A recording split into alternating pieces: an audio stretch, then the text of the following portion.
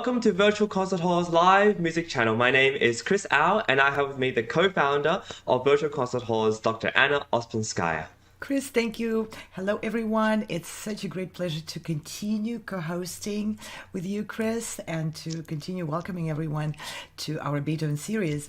And as the new year is rolling strong for everyone, we are rolling strong with the sixth episode of the Sixth Symphony by Beethoven.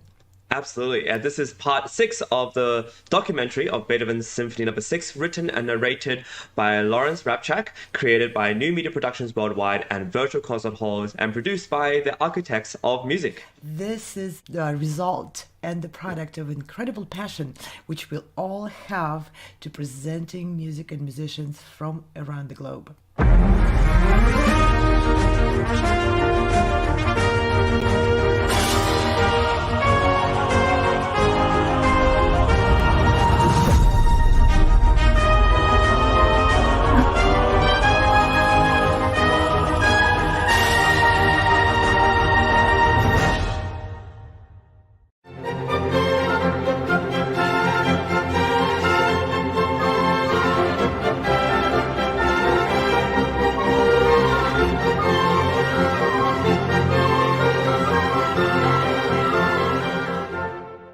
The festivity is abruptly cut short, and there's a near silence, a barely audible tremolo on D-flat from cello and bass.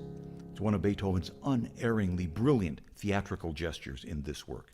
And before we go into the fourth movement, which oddly is not the final movement of the symphony, I want to mention two things. First, Beethoven clearly treasured the tranquility and the solitude of the countryside, as we saw in the first two movements. Oddly enough, Beethoven had a certain contempt for the urban commoners that he was forced to deal with, burghers and other petty officials and merchants who often made his life difficult.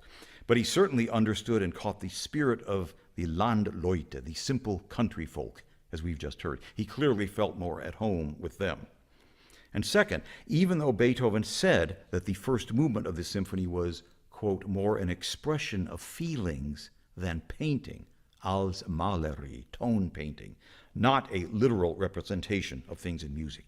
He obviously became more flexible as the work progressed, as the triple bird event in the second movement made clear. And the fourth movement, Storm, continues now in this very picturesque mode. As we've seen, composers loved imitating birds in their music, and they loved storms even more, I think. So Beethoven's fourth movement will now take its place as perhaps the gold standard in what was a long tradition of symphonic tempest in music. Here's a few notable examples. Of course, Vivaldi's Four Seasons from 1720 would have to include a storm, and his second concerto, Summer, does indeed.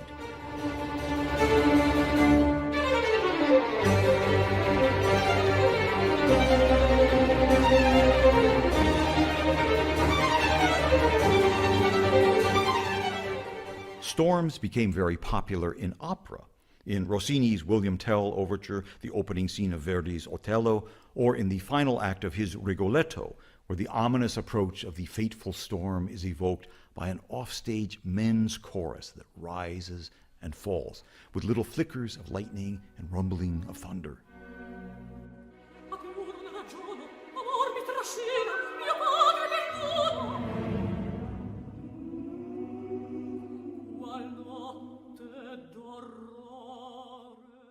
And that was Rigoletto's poor daughter, Gilda, speaking of the night of horror. That great music written in 1851. And in orchestral program music, the bigger the forces, the more mammoth the sound and fury of the storm, even though the musical content often seemed in inverse proportion to the size and volume of the orchestra.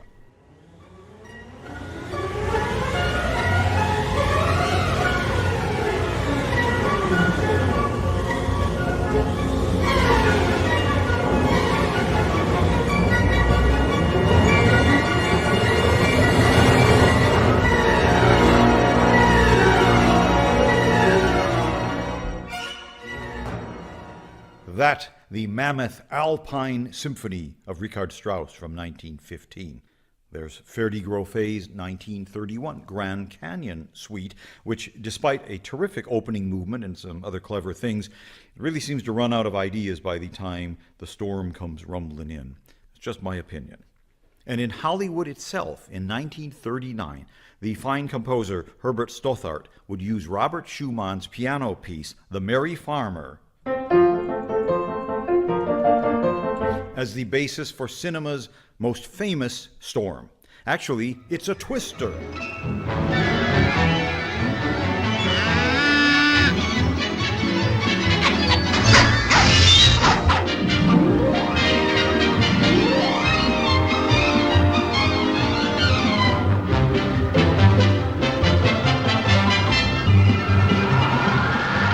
There it is, with Auntie Em in her rocker and cows and chickens floating by as Dorothy and Toto are caught up in the cyclone.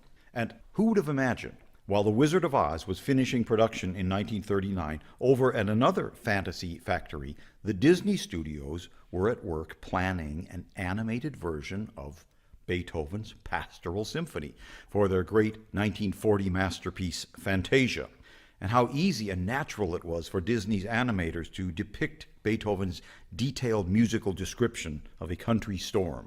But I digress. Back in Beethoven's day, there was in fact a German symphony written around 1784 when Beethoven was in his teens by the composer Justin Heinrich Knecht. His musical portrait of nature, subtitled A Pastoral Symphony, and it anticipates Beethoven in some pretty striking ways. It's also, believe it or not, in 5 movements with very descriptive titles to each. The brief second movement describes the darkening skies before the storm. Then the storm hits in the third movement. The fourth movement, also brief as the storm recedes. And the finale is, quote, a nature-transformed song of joy to the heavens movement. And movements 2 through 5 are also played without a pause between them. So Beethoven, it seems, had a pretty specific model on which to build his pastoral symphony, even though the earlier composer's concept is clearly influenced by Vivaldi's Four Seasons. And the music's idiom actually seems quite outdated for its year of composition, 1784. Again, the German composer was Justin Heinrich Knecht, that's K-N-E-C-H-T, his own pastoral symphony. Here's an example of his storm.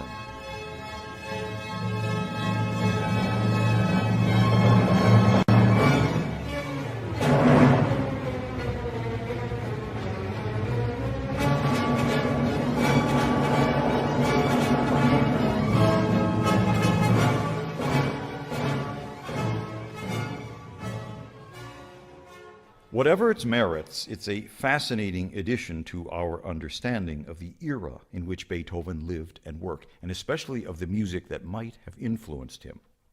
So Beethoven's third movement scherzo, the merrymaking of the country folk, has been abruptly cut off, and we hear first the distant rumble of thunder in the cello and bass, and second, the patter of raindrops in the second violins,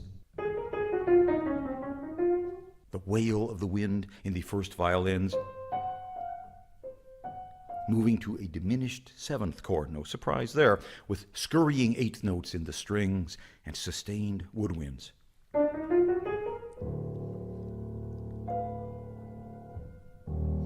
Moving to E-flat minor.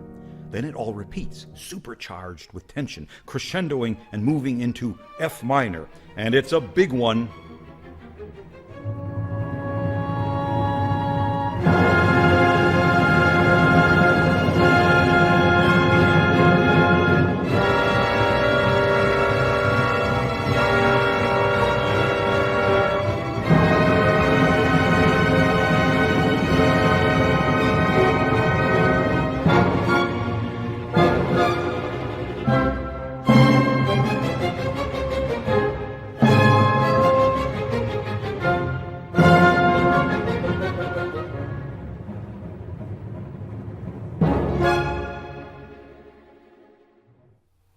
Whoa, that was really quite special.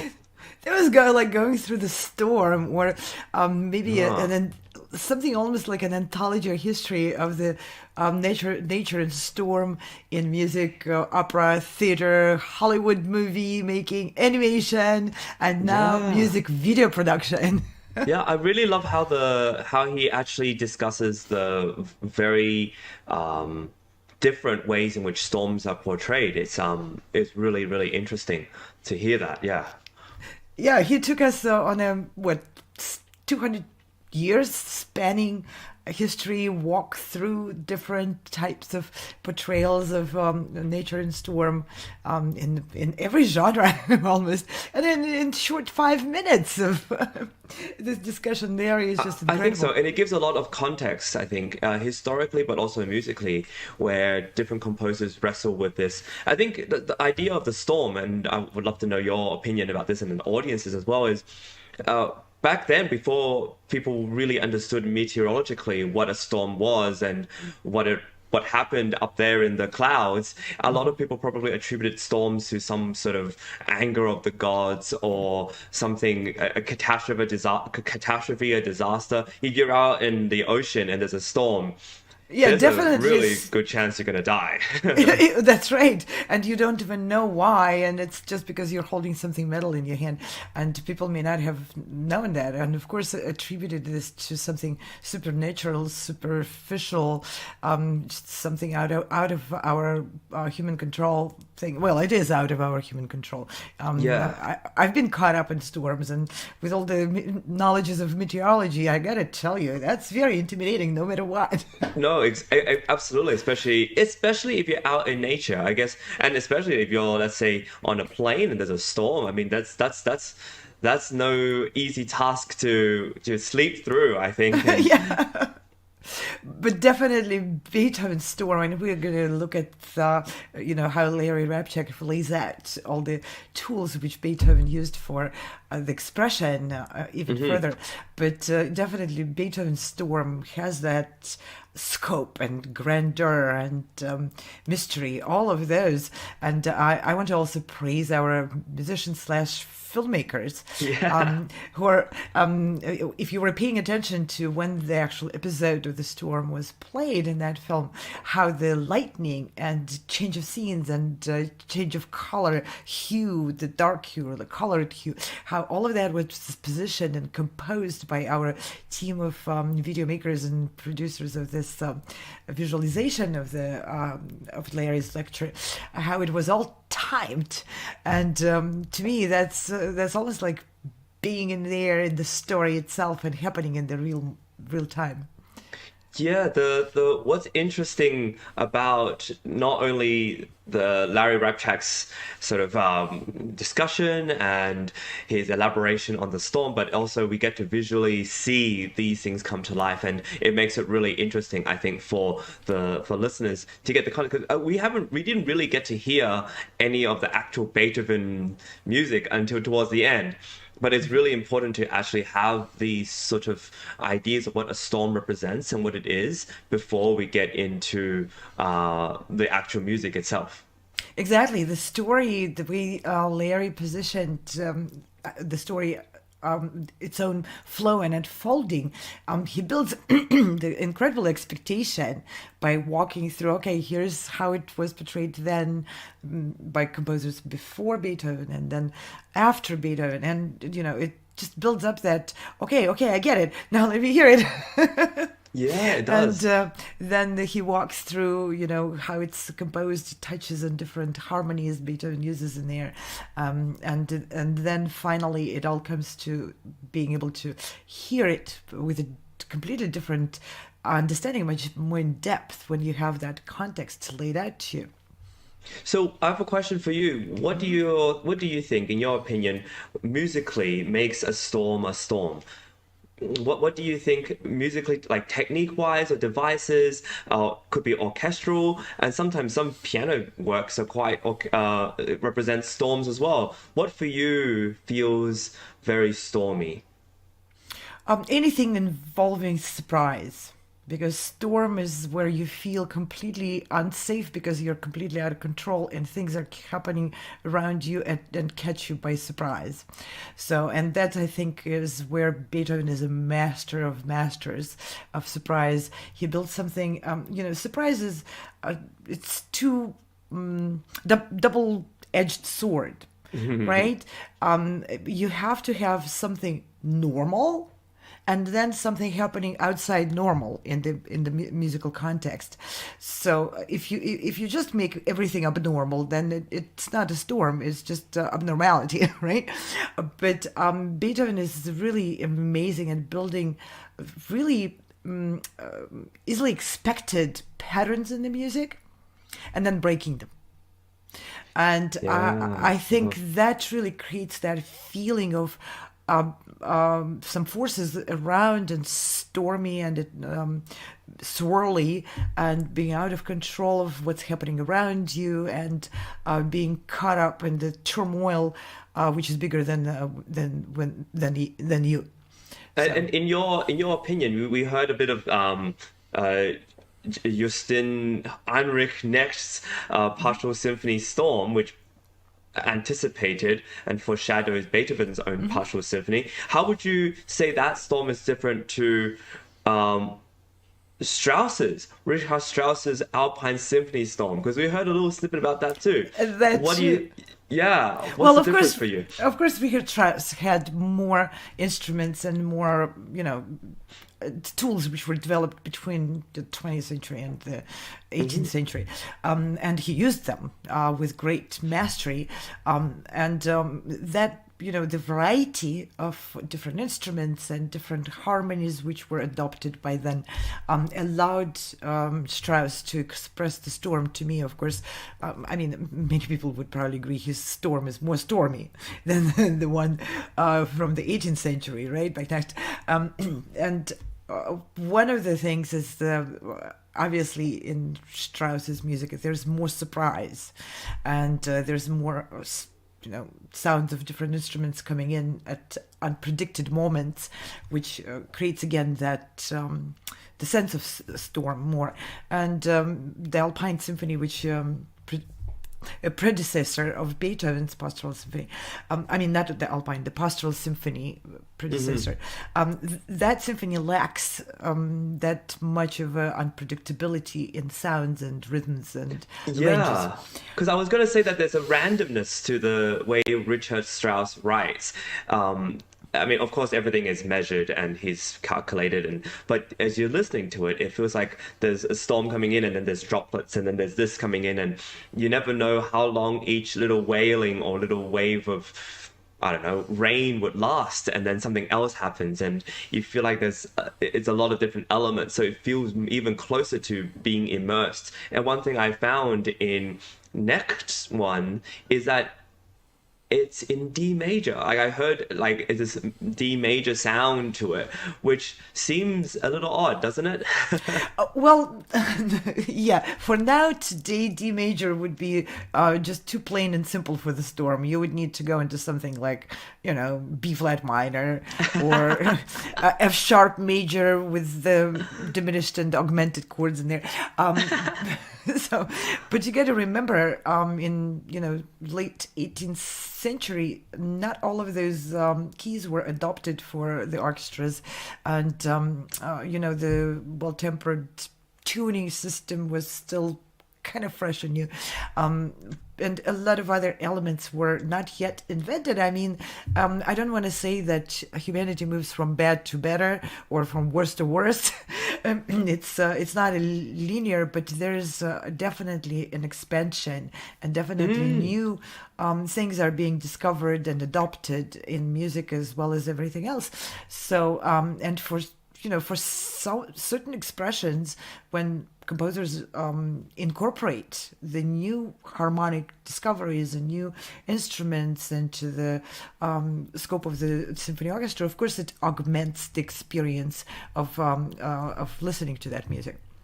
Yeah, this is by no means trying to tarnish next name or anything, but I just it's a interesting observation that you see because he was obviously influenced by Vivaldi and his Four Seasons, but you also see in Vivaldi's is continued play because it seems somehow to reflect a storm pretty well, and then you see it, what Beethoven does, what Strauss does. It's really, really fascinating to see this progression. And it is by looking and standing on the shoulders of greats that we continue to sort of build and to have what we have now. So it's very, very interesting to see this. Yeah, it definitely was a great part of Larry's lecture, and that's what he does. He's just a walking, talking encyclopedia, so he knows all of that stuff. I mean, you can Google anything, but you need to at least know what you are looking for on Google.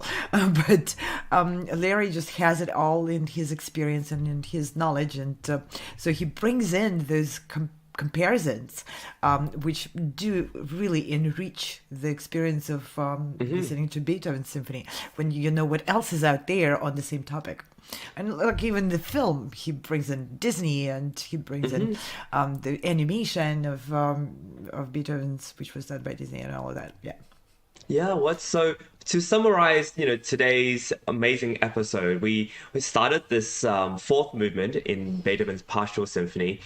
We've gone through various iterations of composers exploring the idea of a storm and how important it is not only in terms of a meteorological event, but also something dramatic and theatrical. We saw how different composers throughout time explores this, and we started to listen to a bit of how Beethoven explores this. Do you have anything to add before we sort of look into our next part and see what else Larry has in store? I just like to say, I mean, I was immersed in the production of the films and very closely relating to this, but that was a while ago. These films were done a few months ago, and now watching it all fresh and new, I really love seeing it, how the virtual concert halls team and the video directors, how they portrayed and supported and illustrated Larry Rapchak's lecture. I think it adds another dimension to me. At least it does. I'm a very visual person, and it allows my imagination to roam based on that really wonderful imagery. It gives food to my imagination, makes my experience a lot more enriched.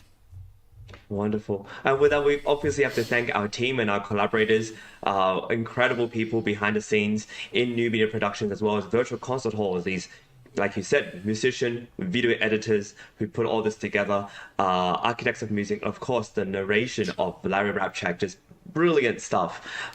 We really just owe all of this to him and his guidance and directing what it is that is a journey throughout Beethoven's 9 symphonies.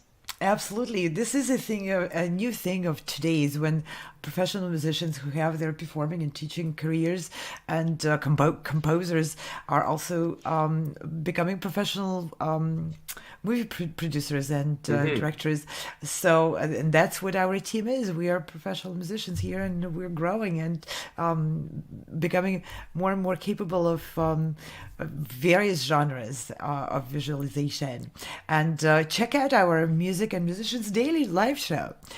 We present artists, concerts, educational music, film projects, many projects which connect arts from a variety of fields and all centered around music and musicians. And if you're interested to be featured in our show, please get in touch with us, learn how you can apply, and just share your ideas. And we are very interested and always looking for new people to join us. For all our current and future events, please don't hesitate to visit our websites. Yes. SoundExpressiveCompetition.com, ProgressiveMusicians.com, VirtualConcertHalls.com, CallOrchestra.com, and so many all other websites of our collaborators and partners. Yeah, and we have many more parts many more symphonies to dissect. So please check us out on our many social media platforms, including YouTube, LinkedIn, Facebook, and many more. And with that, we'll see you next time for part 7 of our Beethoven 6 documentary series. Thank you again, Anna. It's a wonderful experience and wonderful time to be spending with you exploring this, and we'll see you all next time. Yes, thank you, Chris, and thank you everyone who is following our programs. Stay tuned, and we'll see you in the next episode. Bye. No matter where you are or who you are, music connects us all. We started with a dream, but now we are paving the future. Welcome to the Sound Expressiva Global Competition. Fully virtual, yet bringing musicians closer together than ever before, now on a global scale.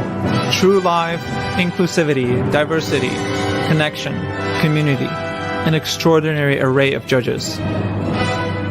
Get noticed by companies all over the world. Prizes, scholarships, performance opportunities. Apply to be a part of the most exciting congregation of artists like nothing you've ever seen before. We guarantee quality and leave no musician behind. We can't wait to hear you on the virtual stage.